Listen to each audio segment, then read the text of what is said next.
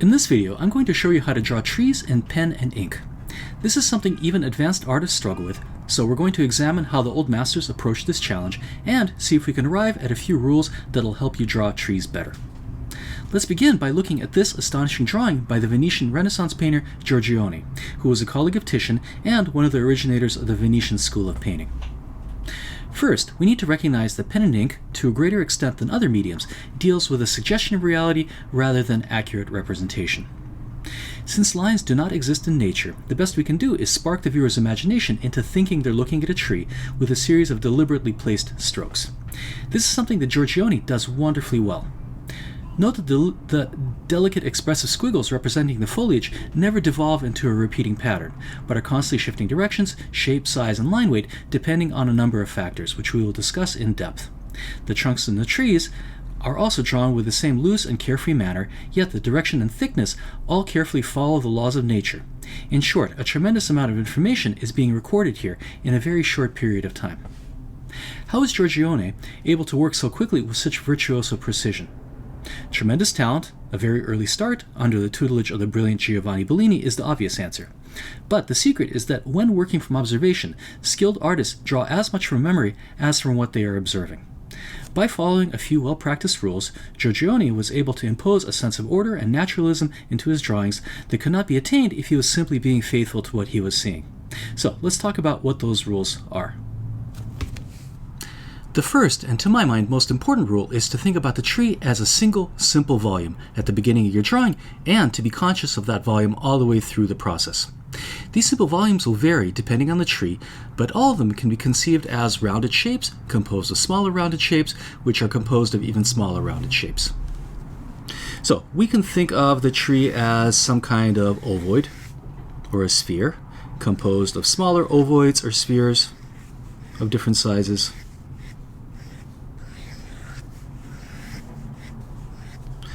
Or they could be more umbrella-shaped, with different umbrella-shaped bundles within it.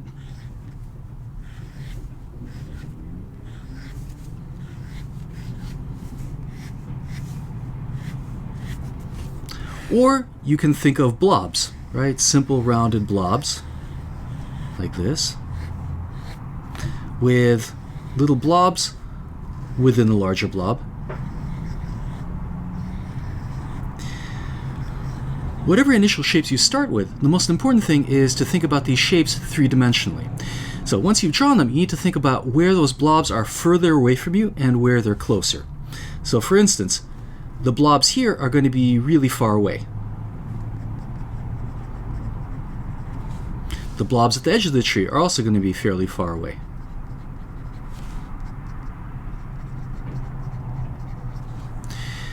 The blobs closer to you are going to be towards the center, right? So this blob is going to be the closest. And then probably the center of each blob is going to be slightly closer to you than the edges. And the difficulty is that as you draw, you need to keep thinking about where things are in space relative to where you are. And then, by drawing these simple shapes, it also allows you to think about the tree in terms of light and dark. So if I have a side light coming from this direction, first I need to think about the overall shadow pattern on the tree. The fact that these surfaces are going to be in light and this entire surface is going to be in shadow. And then I can also think about the light and dark of each one of these bundles. So this bundle is going to be slightly in shadow here. This bundle is going to be slightly in shadow here. Let's say there's another bundle here that's going to be in slight shadow here. Maybe this bundle is going to have a little patch of light as well, and this one as well, right? So step one is to think about the tree as one large shape, and then the difficulty is to never lose that sense of the larger shape. Otherwise, when you put in your details, those details are going to overwhelm the overall form and make your tree look entirely flat. In this drawing by Giorgione's more famous compatriot, Titian, we see him doing a fantastic job balancing delicate, responsive textures with the requirement of reinforcing the general form. In other words, despite the lively and varied texture on the leaves, Titian never loses sight of the big shapes, which makes his trees both three-dimensional looking, realistic, and expressive. Since the objective in pen and ink is not to be realistic, but to give the impression of realism, we need to arrive at the correct combination of strokes that'll trick our viewers into thinking they are seeing bundles of leaves. This combination of strokes should look something like this.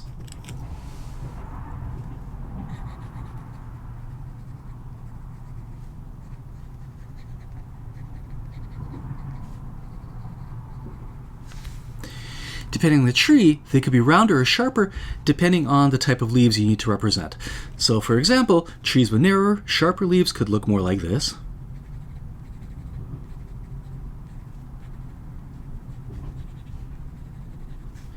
Trees with rounder leaves could look more like this.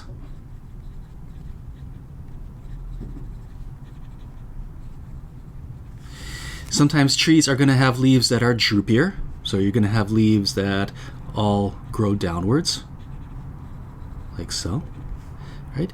Sometimes leaves only grow up. So you're going to have a series of leaves that have an upward thrust to them. I recommend practicing your texture until you come up with something that convincingly suggests the foliage that you're drawing. Now, one really important thing to note is that regardless of the strokes, all of these strokes should have an open structure. So I'm deliberately not connecting my zigzags, which creates the impression of overlapping complexity. So here's what not to do.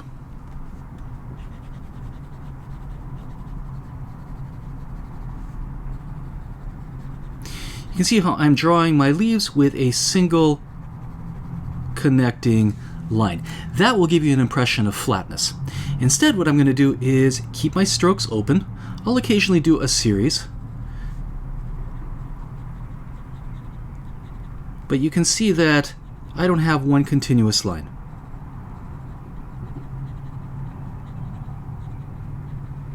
This creates the impression of overlapping complexity as opposed to flatness. The other thing I'm going to do is make sure that I'm showing layers of leaves upon leaves.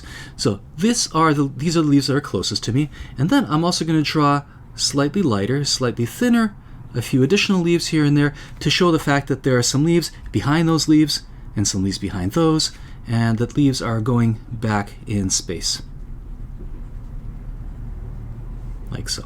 You can see how my line quality is getting thinner and thinner as the bundle of leaves is going further and further towards the edge. This is a very simple principle that actually applies to all drawing. A single closed contour suggests flatness, an open structure suggests overlap. So for example, if I have a series of spheres, here's one sphere, here's another sphere, here's another sphere. The connection of the contours on all of these spheres glues them together. If I draw the spheres like this, here's one sphere, and then I open the line a little bit. I open the line a little bit. This gap creates a sense of depth. So that's exactly what I'm doing here, right? As opposed to closing my contour, I'm showing layers of leaves. Okay, so here's a leaf bundle, and then behind it are more leaves.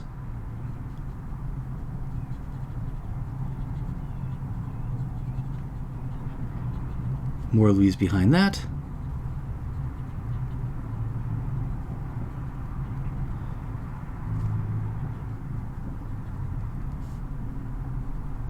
Which again gives me that sense that we have a series of very complicated overlapping bundles of leaves.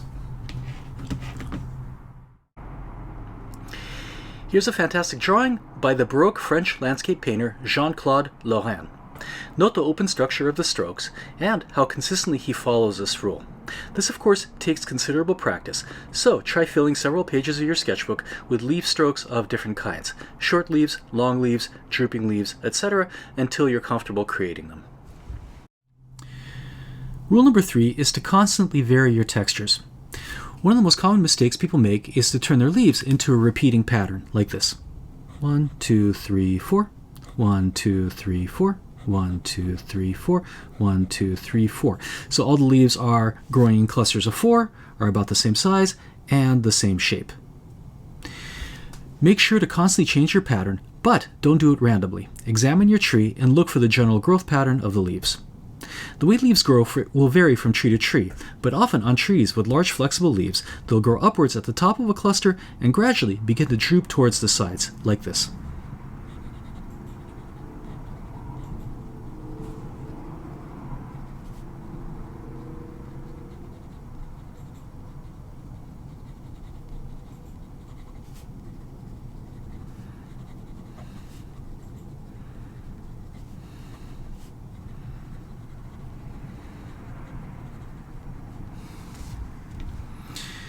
Again, this will vary from tree to tree because some trees will have very droopy leaves like this.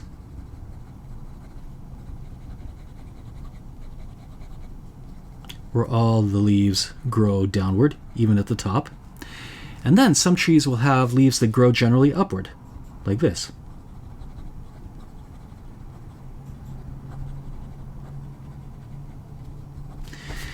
And then, even if a tree has very droopy leaves, sometimes it'll be affected by the wind and do something like this, where the leaves are blowing, the branches are bending,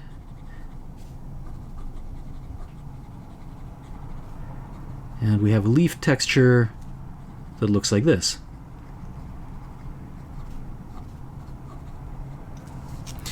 Now, another way we need to vary the texture is to remember that we're dealing with three-dimensional forms, and that the leaves at the center of the leaf cluster will be growing toward you. So, the leaves at the sides of a cluster are going to have a slightly longer profile, like so.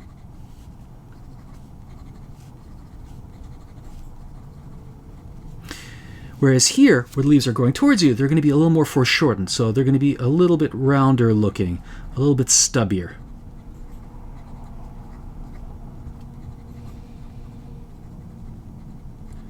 To reflect compression, the fact that they're foreshortened.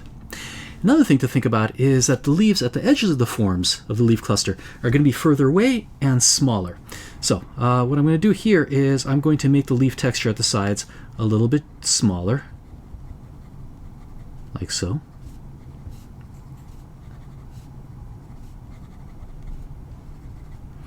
And then as I work my way towards the center of the cluster, I'm going to increase the leaf size.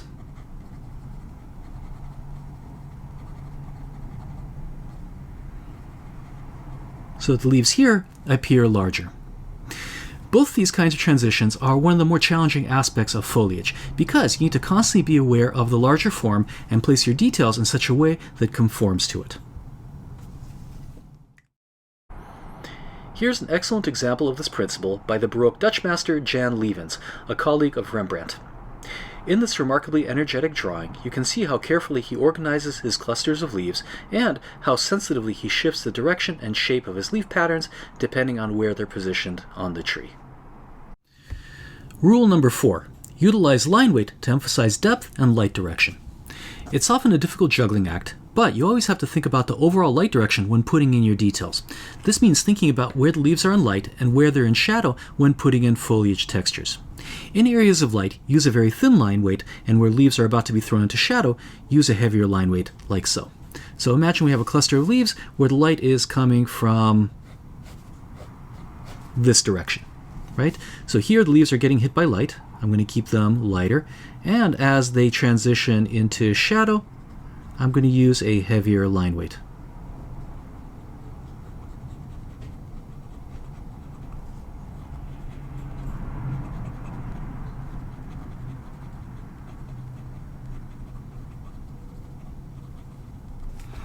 Like this. Now, another quite important thing to consider is distance. As a general rule, thinner light weights are used in things that are further away, whereas heavier line weights should be used on objects that are closer.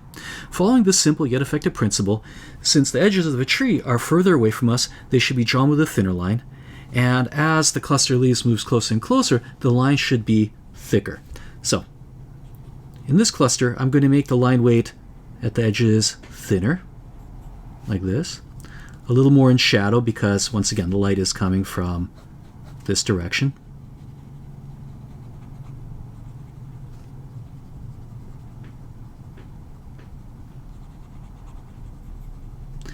And then, as the leaves move closer and closer, I'm going to increase the line weight.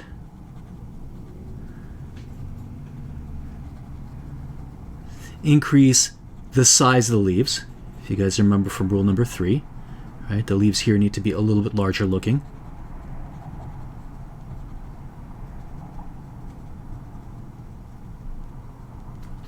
And then if there are leaves further away than this edge, they're going to be even lighter. That's going to give your cluster of leaves a much stronger three-dimensional quality. Here's another astonishing drawing by Claude Lorrain that demonstrates the use of this rule. The subtle employment of thick and thin lines is incredibly effective in reinforcing the sense of volume and depth in your drawing, and the lack of it explains why many drawings of trees, even though they seem to be drawn correctly, appear flat. Now that we've dealt with the foliage, let's talk about the trunk and the branches. Here's an important rule. When drawing the trunks and the branches, don't use a single unbroken line, like this.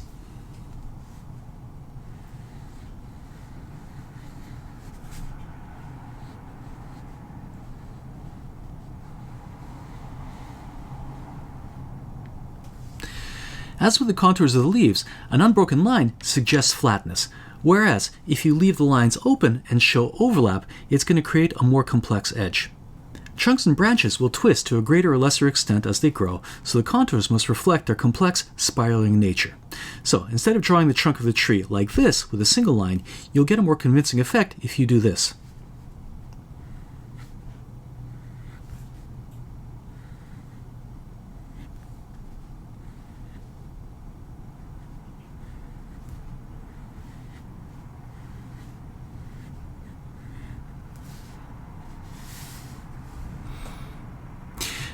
Note that this will vary depending on the tree, but even if the trunk of a tree is relatively straight and smooth, look closely for places where things overlap and break up your lines. In this drawing by the Flemish painter Pieter Brueghel the Elder, we see this principle applied. Though the tree trunks represented here are relatively smooth, Brueghel is careful to not draw them with a continuous line, emphasizing the complexity of their contours. Rule number 2 for tree trunks and branches is that they have a tendency to grow in gently curving segments. In the trunk, the segments will be longer, like this.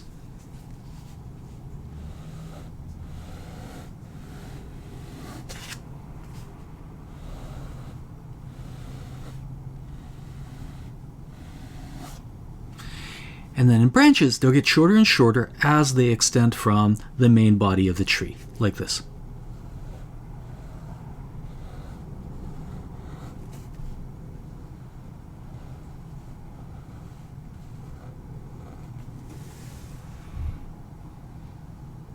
This is a general rule and doesn't always occur, so my main advice is to take time to understand how the trunk and branches grow in the tree that you're drawing in an attempt to find their pattern of growth.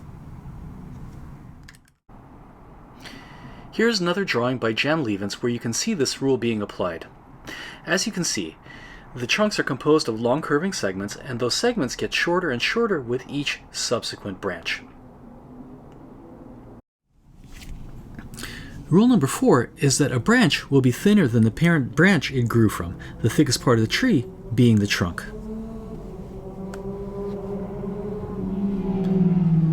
So this branch will be a little bit thicker. This is the parent branch. It's going to be a little bit thicker than this branch.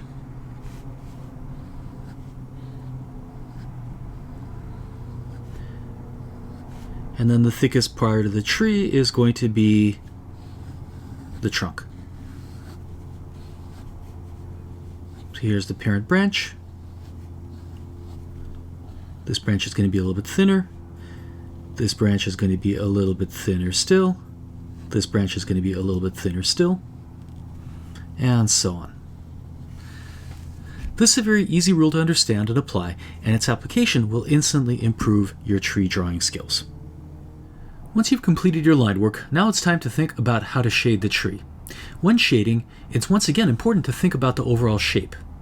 Using a long series of hatching that curve over the form of the tree, I'm going to block in the general shadow pattern before going into detail. So let's say that the light direction is coming slightly from the top and slightly from the side, like so. The overall shadow pattern is going to run, let's say, somewhere here, like this, so that this part of the tree is going to be in light and the rest is going to be in shadow, with a few pockets where the light is hitting a cluster here and there. Now, if you're going to hatch, keep the lines very fine and close together, because if the hatching is too coarse, it'll interfere with the delicate textures of the foliage and become messy looking. Notice that I'm gently curving the hatching to reinforce the round volumes of the canopy of leaves. So I'm going to do this.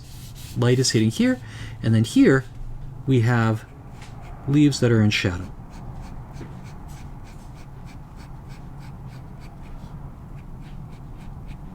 At this point, the hatching is going to go more or less in a single direction. And once again, the most important thing is to keep the line width consistent, which will create the illusion that I'm putting down not hatching, but flat value. And then I'm going to gently curve the hatching around the canopy of leaves to reinforce the roundness of the overall shape. So it's going to go like this and around. Let's throw this entire side of the tree into shadow.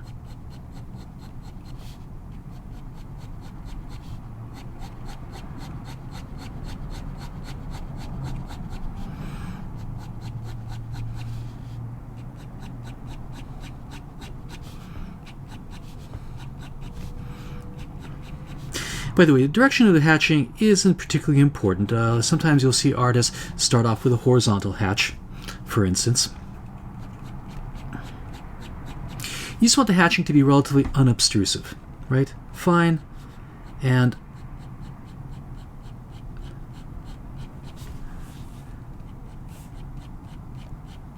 close together.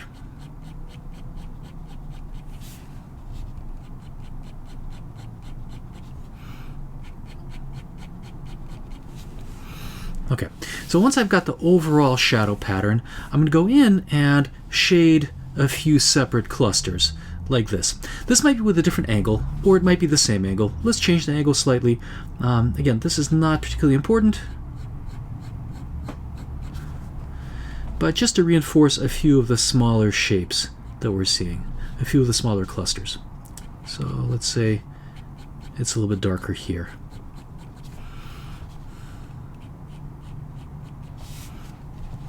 So we've got a rounded cluster here, and the shadow here is going to be a little bit darker.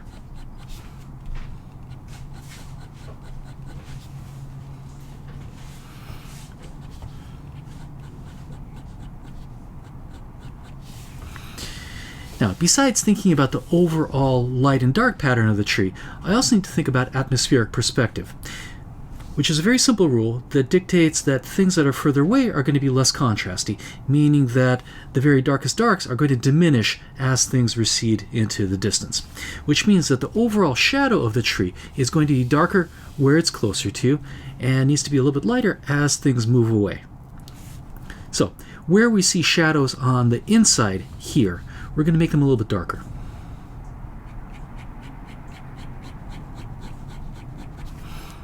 You can also make the hatching a little bit stronger.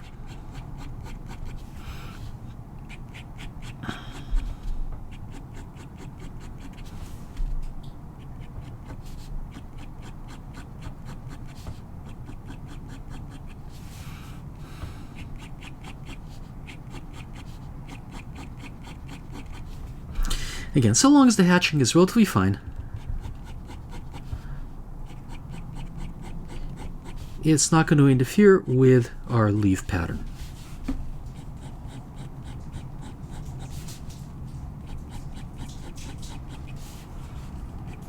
Let's put a little shadow right here.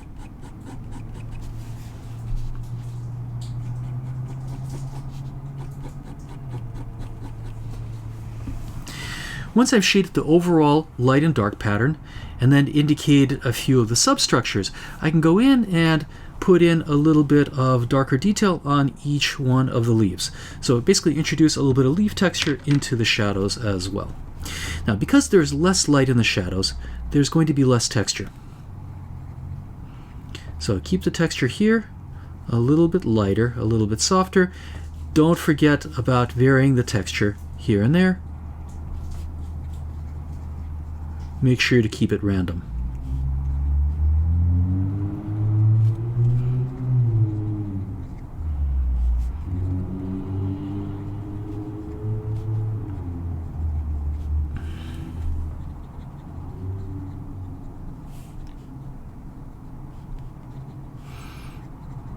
So again, towards the center of the tree, you can make the darks a little bit stronger. Towards the edges of the tree, you want to keep the shadows a little bit lighter.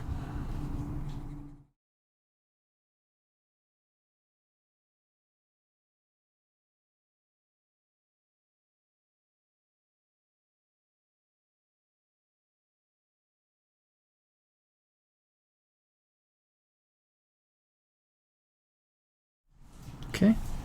Let's say something like this, and then once I'm done with the shading in the shadow parts, I can introduce a little bit of additional detail into the lighter parts. Keep it light, however, because usually the texture of the leaves, where it's lightest, is going to be fairly slight.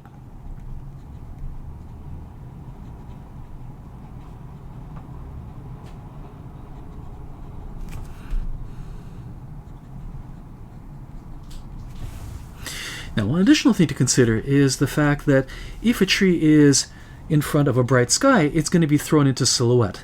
So if we've got some kind of bright value here, you might also want to shade the edges of the tree a little bit to indicate the fact that we're dealing with a silhouetted edge. Keep the shading there light, however.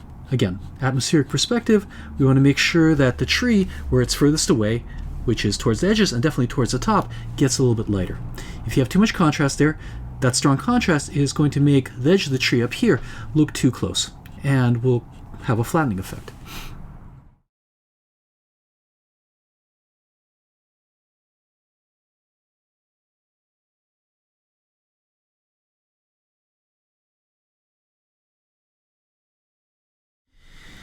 Now, an additional complication is that the texture of the leaves is usually going to be stronger where the light transitions into shadow, because it's at those points that light is going to rake across the surface of the leaves and create a stronger texture. So here we're going to introduce a slightly stronger texture to indicate the fact that we've got light raking across the surface of the leaves.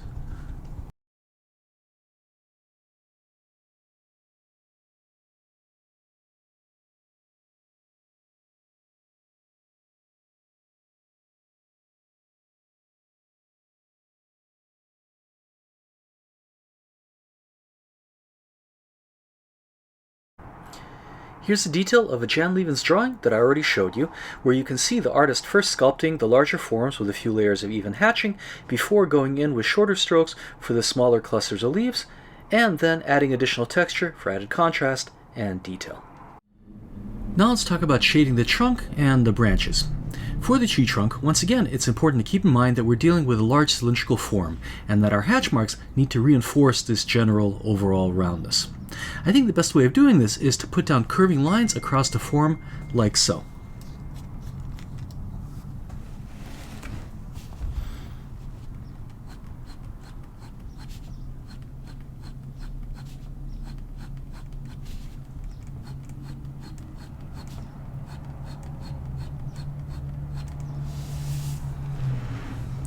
Now, when putting down those lines, you also need to consider the horizon line, which, let's say in this drawing, is going to be somewhere here.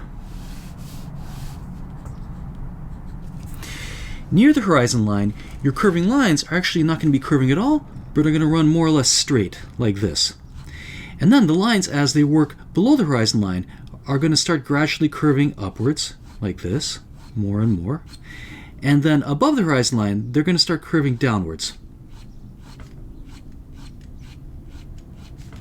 The same way an ellipse will look completely flat at the horizon line, and then begin to open up more and more and more as it works above and below the horizon. Right? So the curve here is going to be curvier than the curve here. Right? The curve here is going to be flatter than the curve here, and more the curvature is going to open up, which creates a sense of overall three-dimensionality. Okay, now let's try our hand at shading the trunk following these principles. First, I need to indicate the light break. So let's say the light transitions from light to shadow here, like this. The first thing I'm going to do is hatch across the core shadow. So if you're not familiar with the core shadow, please watch my light logic videos, which I'll link to at the end of this video, which explain the principles of light and dark, how shadows fall on surfaces, what kind of things need to happen in the shadows in order to create the illusion of three-dimensional space. So I'm trying to curve the hatching up here, and then, this is tricky, but as I work my way down, the hatching needs to appear flatter and flatter and flatter, so that ideally, as I hit my horizon line, my hatching is going to run completely straight. Okay. And as I work my way down, I'm going to start curving the hatch marks the opposite direction.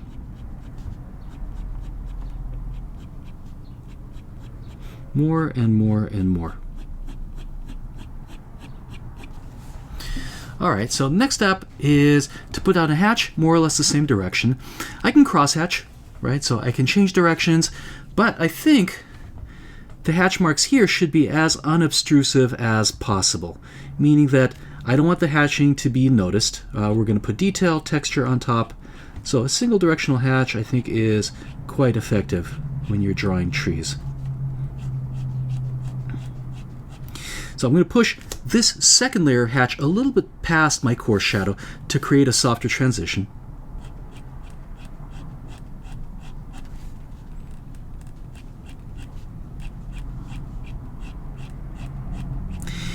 And then, one thing to recognize is that long hatching is going to create a smoother looking surface. So if your tree has a very rough texture, we can add texture later, of course, but we can do something like this, where the hatch marks are a little more broken.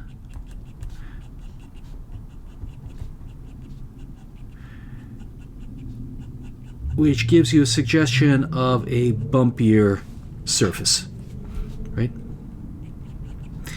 And then again, once we've shaded the overall value pattern of the tree, right, we can introduce more texture, of course.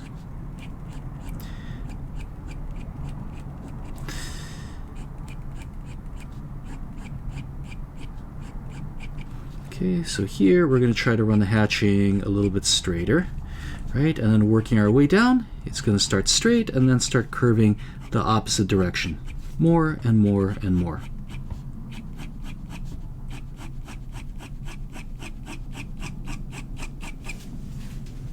Okay. Now for the branches, I'm going to start doing the same thing. So light is coming from this direction. This branch is sort of facing into the light source, so it's going to be more or less in halftone. But I'm going to try as much as possible to introduce curving hatch patterns.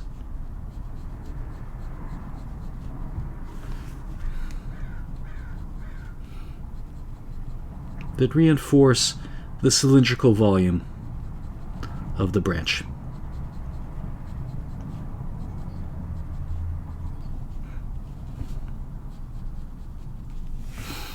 Okay, as for cast shadows, remember that cast shadows need to curve across the form, right? So we're going to curve them as much as possible. But do your hatching always need to follow the form? No, because I can do something like this.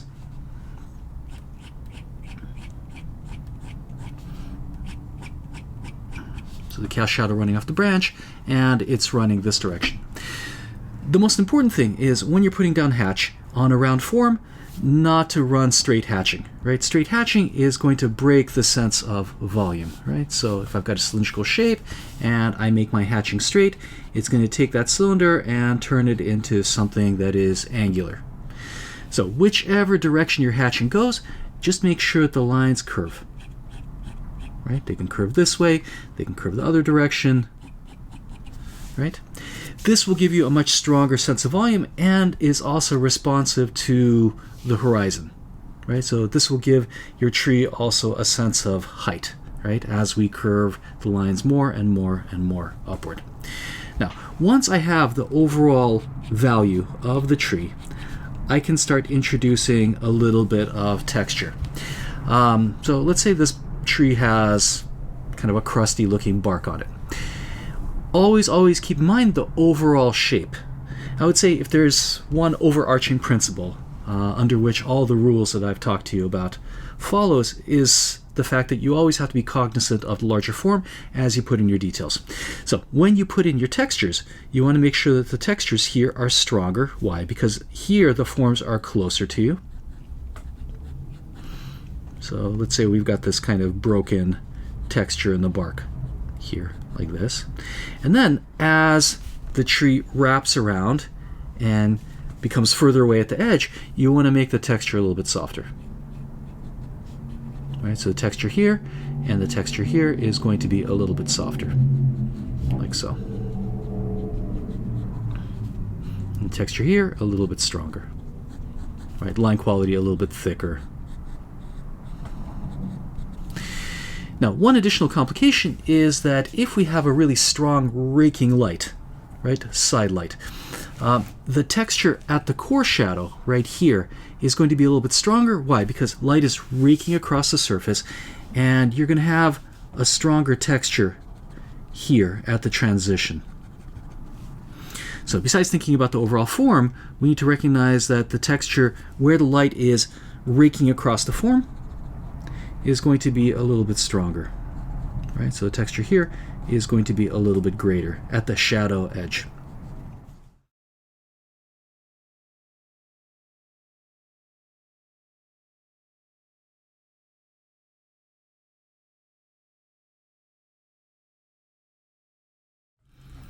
So trying to adjust my hatching to go flatter near the horizon as much as possible.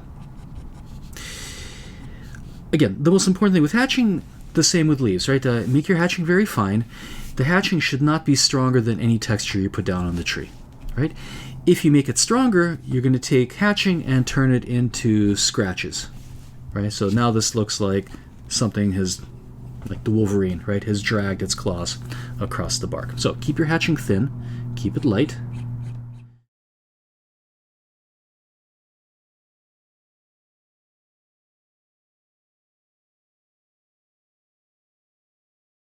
Again, lighter towards the edges, and as I work towards the center, a little bit stronger, line quality a little bit thicker, and then at the shadow edge also, right, darker, thicker, stronger, more contrasty, right? The texture should be most visible at the shadow edge. Now we're going to put all our rules together and see how they work in practice by drawing an actual tree from observation. Here's a reference photo of a tree. In the first step, I indicate the general volume of the tree as well as the subvolumes. This is something I usually do using a pencil. The shapes here are somewhat irregular, but I suppose I could have simplified them even more and made them ovoid. I will also gently indicate the trunk and a few of the major limbs. How much sketching you do depends on your degree of comfort with a pen. I prefer to start inking at this point, but there's nothing wrong with doing a more detailed pencil sketch. Now it's time to do the leaf textures. Looking at this tree, I notice that the leaves on top of the clusters have a greater tendency to grow upward and begin to grow at flatter angles towards the sides. I start on the outside of the tree first to define its contour. I'm using a finer line here because these areas are further away, and as I work my way in, I'll increase the line weight and also make the leaf texture larger, particularly in areas where the leaves are coming towards me. Now I'm going to add lines to the trunk using a broken line that increases the complexity of the contour. At this point, I'll also add smaller branches.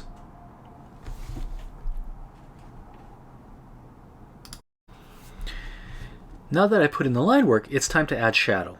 Following that most important rule of keeping the larger form constantly in mind, I shade the overall shadow of the tree with long, slightly curving series of hatches.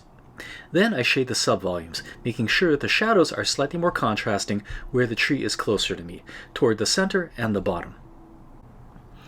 Note that the lines gently curve to reinforce the spherical volume of the tree and that the hatching is very fine. I don't want my hatching to be too obtrusive and attract too much attention, lest it interfere with my leaf texture and make for a very messy drawing. Keep the hatching fine and consistent. You can layer it if you want, as I have, but keep in mind, it's just a starting point, and once I'm done with this step, I'm going to add additional contrast with leaf texture in the shadows. And that's the next step. Pay close attention to where the leaf texture needs to be stronger and softer. As a rule, textures need to be softer in the shadows. Where it does need to be stronger is where the cluster of leaves transitions from light into shadow, where the light rakes across the form, picking up all kinds of lights, shadows, and texture. Also keep in mind that outdoor shadows will never be very dark, since there's a lot of ambient light coming from every direction. Furthermore, leaves are slightly transparent, and light passing through them will make the shadows lighter.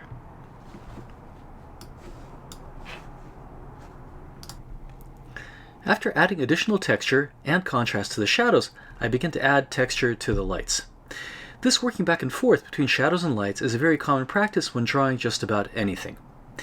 It's very difficult to know how dark a shadow needs to go without establishing the value on the lighter side. Conversely, it's difficult to know how light something needs to be unless you can compare it to its shadow. By working back and forth, it allows you to establish the correct relationship between your shadows and your lights. Now that this sketch of a tree is more or less complete, I think it's time to conclude this rather long tutorial. There's obviously much more to learn, but I think this will be a useful starting point for your own self-study. If you'd like to learn more about drawing trees, or any other topic covered in this channel, I'm thinking about running some online workshops in the near future.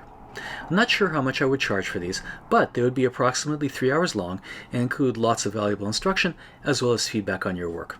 Please let me know if you're interested in the comments section.